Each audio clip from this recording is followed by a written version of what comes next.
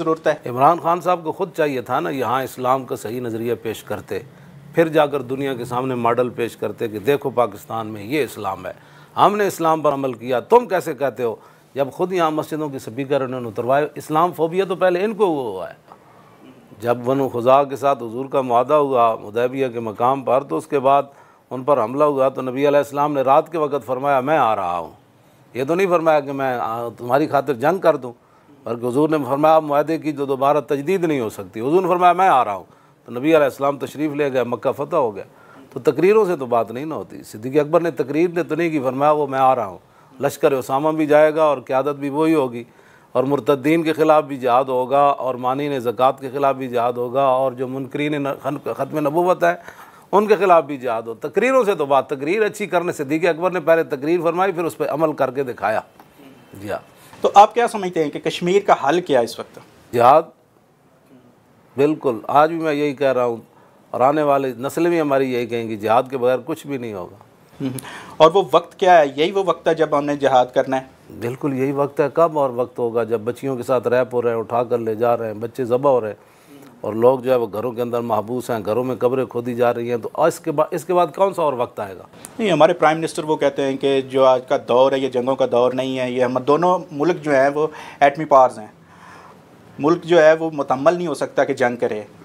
तो आप इसको कैसे देखते हैं? फिर क्रिकेट मैच का तो मुतम्मिल है ना, वो हो गया। एक और क्रिकेट मैच रख दें, अगर कश्मीर क्रिकेट मैचों से फतह होता है तो वो क्रिकेट आलमी क्रिकेट यहाँ रख दें, कोई तो हल होगा ना इसका। वो बताएं वो मुतम्मिल जंग का नहीं है तो क्रिकेट का मुतम्मिल है, या वो क्या कहते हैं खाने वाले दस्तरखान लगाने का मुतम्मिल है, या बिजली पावर बनाने, कुछ तो मुतम्मिल है ना। मुल्क जिसका मुतम्मिल है वो करें। 1 करोड़ नौकरियां दे दें आप, वो भी मुतम्मिल नहीं 1 करोड़ नौकरियों का। फिर बताएं पाकिस्तान किस चीज़ का मुतम्मिल है? सिर्फ खाने पीने का। इसका मतलब कि आप जो मौजूदा हुकूमत है उसकी ख़ास तौर पर कश्मीर पॉलिसी और अमूमन उसकी जो दीगर पॉलिसीज़ हैं उनसे मुतफिक नहीं है। पॉलिसी है इनकी कौन सी पॉलिसी? इकबाल कहता जहाँ बानी से दुश्वार तर है कारे जहाँ भी नहीं, जिगर खूं हो तो चश्मे दिल में होती है नज़र पैदा। बन जाना और बात है, अंदर कोई दम खम हो तो फिर बात और है। उमर बिन अब्दुल अजीज़ सिर्फ घर से मस्जिद से खुतबा देकर घर तक पहुँचे थे ना, तो आधा इस्लाम नाफिज हो चुका था, और सुबह होने तक अरबपति लोग फुटपाथों पर सोए हुए थे। इमरान खान ने एक वहाँ पे जनरल असम्बली में भी इस्लामोफोबिया का बड़ा जिक्र किया, आप उसको कैसे देखते हैं? एक दुनिया में इस वक्त जो इस्लाम का एक परसेप्शन है उसको क्या बदलने की ज़रूरत है? इमरान खान साहब को खुद चाहिए था ना यहाँ इस्लाम का सही नज़रिया पेश करते, फिर जाकर दुनिया के सामने मॉडल पेश करते कि देखो पाकिस्तान में ये इस्लाम है, हमने इस्लाम पर अमल किया, तुम कैसे कहते हो।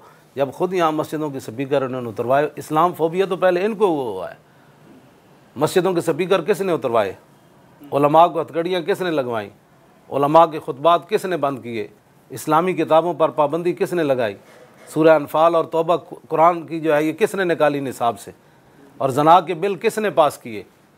इस्लाम फोबिया तो इनको खुद हुआ है। ये तो झूठ बोलते हैं। वहाँ जाकर इस्लाम की तर्जमानी करें सिद्दीक़ अकबर, या फिर चलते चलते दाता अली अजवेरी करें, या आला हज़रत बरेलवी और मुजद्दिद अल-फ़िसानी करें, या सुल्तानुल हिंद करें। ये इस्लाम की तर्जमानी तो तब करता है यहाँ इस्लाम का बोल बाला होता और गली कूचे में पूरा ऊपर तक इस्लाम नाफिज होता, तो फिर जाकर कहता देखो ये मेरी स्टेट है, यहाँ इस्लाम नाफिज है, बताओ उंगली उठाओ। तो ये तो ख़ुद इस्लाम के ख़िलाफ़ सारे काम करते हैं। ये ख़त्म नबुव्वत पर जब डाका पड़ा, असम्बली में मौजूद नहीं थे। 12,000 शैल हमारे ऊपर गिराए गए, ये वहाँ मौजूद नहीं थे। 8 हमने शहीदों की वहाँ लाशें उठाई, ये मौजूद नहीं थे। अब हमें जो एक हमारा क्रैक डाउन किया, इसके अंदर हमारे 2 बड़े आलिम शहीद हुए। एक जेल के अंदर ही शहीद हो गया, उनको जनाब वो कंबल और रज़ाई नहीं दी गई। एक आलिम है, उनको बिठा कर ले गया, शुगर थी, उनका पाँव सलेंसर पर वो चिपक गया, बाद में उनकी पूरी टांग कट गई, वो शहीद हो गए। हमारे जो है 2 और नौजवान शहीद हो गए। ये कौन से किस इस्लाम की बात करते हैं? वो रियासत मदीना, किस रियासत मदीना की के जिसके अंदर कैसर और किसरा की फ़ौजें तबूक में आई खड़ी थी और वहाँ मैच हो रहे थे।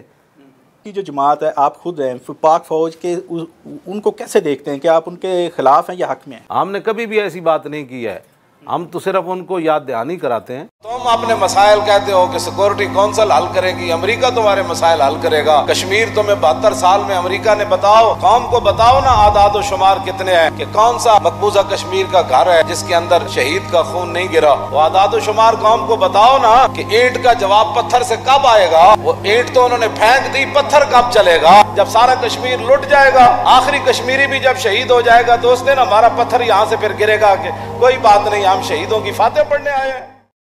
कि भाई आपका मनसब यह है कि आप ये काम करें, अल्लाह ने आपको ताकत दी है, आपके पास हथियार हैं, आपके पास बेहतरीन फ़ौज है, इंटेलिजेंस है, आप कहते हैं पूरी दुनिया, तो फिर आप उस पर अमल भी करके दिखाएं और मकबूजा कश्मीर की मदद करें। बल्कि मैं तो कहता हूँ पूरे आलम इस्लाम की आप मदद करें। बर्मा की बच्चियों के कबाब बनाकर खाएगा कोई बोला? बिल्कुल सही। शाम के अंदर क़यामत गुजर गई कोई बोला? अफ़गानिस्तान वो पहाड़ियों से भी पानी निकल आया, इतनी बमबारी हुई, किला जंगी के अंदर क़यामत हुई, कंटेनरों में बंद करके उधर वो गांता नामुबी के अंदर हैवानों की तरह पिंजरों में उनको रखा। तो वहाँ इंसानियत के हुकूक सिर्फ गैर मुस्लिमों के लिए है। मुसलमान जहाँ भी, इकबाल कहता है शरह यूरोप बे नज़ाए कीलो काल बर्रा करदा बर गुरगा हलाल।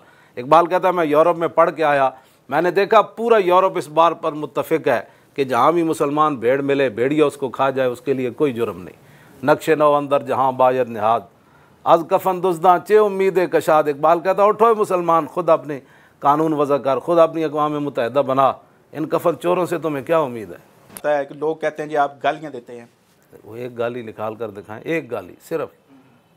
अब ये बेगैरत, तो ये तो हुजूर ने भी फरमाया क़यामत वाले दिन बेगैरत बंदे की तरफ अल्लाह नज़र करम नहीं फरमाएगा। किसी को बेगैरत कहना गाली तो नहीं है, ये तो उसकी हकीकत बयान कर। ये जो कहते हैं वो बड़े एक आपके हवाले से एक शोहरत उसकी हुई कि तेरी पैन दी सिरी, और ये तो सवाल ही नहीं पैदा होता। ये तो एक और मौलाना ने बात की है, वो मेरी तस्वीर लगा कर झूठ बोलते हैं। ये तो मेरी ज़ुबान पर आज तक मैंने ये ज़ुबान पर भी ये लफ्ज़ नहीं है, ये तो निकालना तो सोशल मीडिया पे ये सिर्फ प्रोपेगेंडा है। मैं गाली नहीं देता बिल्कुल, कोई एक मेरी लगा कर, बाकी ले गए बेगैरत, तो इसके बारे में तो अद्दयूस हुजूर ने भी फरमाया, अद्दयूस की तरफ अल्लाह नज़र रहमत नहीं फरमाया। ठीक है। और एक ये जो है कि आपके वाले से ये भी बड़ा है कि फ़लाँ से हम कर्ज़ा ले ले और कर्ज़ वापस मांगे तो उन्हें कहें जी आया जाएगा। बिल्कुल ऐसी बात है, ले चुके हैं हमसे वापस। सूद तो इस्लाम में जायज़ नहीं है, ये जायज़ है। इसका इतना कम अज़ कम गुनाह पता है क्या है, कितना हुजूर ने फरमाया। अब ये मीडिया पर लोग फिर परेशान हो जाएंगे। अपनी माँ के साथ 70 मरतबा बदकारी है, कम अज़ कम। शिरक के बाद सबसे बड़ा गुनाह है फिर। और नबी अलैहिस्सलाम ने हज्जतुल वदा के मौके पर फरमाया वरिबल जाहिलियत मौदून व अव्वल रिबान अदा रिबाना रिबा अब्बास इब्न अब्दुल मुत्तलिब फ़इन्नहु मौदून कुल्लु। फरमाया जाहिलियत के सारे सूद आज मैं ख़त्म कर रहा हूँ, और सबसे पहले अपने चचा अब्बास बिन अब्दुल मुत्तलिब का, उनका हर सूद आज मैं रौंद कर जा रहा हूँ, आज के बाद सूद नहीं करना। ये तो हुजूर ने खुद फरमाई है बात। अब एक ही तो जुर्म है जिसके बारे में फ़ाज़नू बिहर्ब मिनल्लाहि व रसूली है। अगर तुम बाज नहीं आते तो अल्लाह रसूल से ऐलान जंग करो। और यहाँ कहते हैं ओ मौलवी साहब कोई आप ऐसी सूरत निकालें जिसमें सूद जायज़ हो जाए। अब कल को ये और बात करे कि मौलाना साहब मुझे खिंजीर खाने का जी चाहता है, सूरत निकालो तो खिंजीर जायज़ हो जाए, कुत्ता खाने का जी चाहता है, ये कोई बातें करने वाली? कलमा पढ़ने के बाद मोमिन जो है, हुजूर ने फरमाया उस ऊँट की तरह है जिसकी नकेल उसके मालिक के हाथ में है, यानी बेज़बान है, उसको हक नहीं है कि वह इस तरह की गुफ्तगू करे। लेकिन हमारा तो सारा फाइनेंशियल सिस्टम जो है, सारा बैंकिंग सिस्टम इसी पे चलता है। तो फिर इसको तब्दील किसने करना है? नया पाकिस्तान कम अज़ कम बनाए ना जी। रियासत मदीना का मतलब क्या, वहाँ सूद चलता था? हज़रत साहब से ये सवाल होना चाहिए ना भाई, 13 महीने हो गए किबला, तो कम अज़ कम कोई तो झलक दिखाए ना रियासत मदीना वाली। वहाँ मैच होते थे, 13,000 पुलिस वाले जो है वो श्रीलंकन टीम की हिफाजत के लिए जाते थे। पूरे लाहौर में जनरेटर चल रहे हैं, जहाँ बच्चे खुदकुशियाँ कर रहे हैं, लोग घर के बिल नहीं दे रहे, और खुदकुशियाँ 4 बच्चों की खुद। आज भी मैंने देखा तो एक पिछले सफ़े पर कत्ल ही कत्ल लिखे हुए थे। एक हमारे हम मुतशद्दिद हैं, बताए हमारी जमात ने क्या तशद्दुद किया, एक कोई बताए, हमारा चैलेंज है। ये सारी मस्जिद जो है वो 10 दिन की यहाँ नमाज नहीं हुई। मैंने तो जाकर चौक में गिरफ्तारी दी। अब वो मुझे पता था कि मेरी आड़ में उन्होंने मस्जिद की तौहीन करनी है। मैंने लड़कों का मेरी व्हील चेयर चलाओ, मैंने चौक में जाकर गिरफ्तारी दी सिर्फ अल्लाह के घर की हिफाजत की। लेकिन फिर यहाँ आ गए, गेट तोड़ दिए, सारी बिजली तोड़ दी, दरवाजे तोड़ दिए। ये जो लाइब्रेरी में बैठे हैं यहाँ तोड़ कर अंदर दाखिल हुए। अब हम लोगों को बताते नहीं उन्होंने क्या क्या तौहीन की है।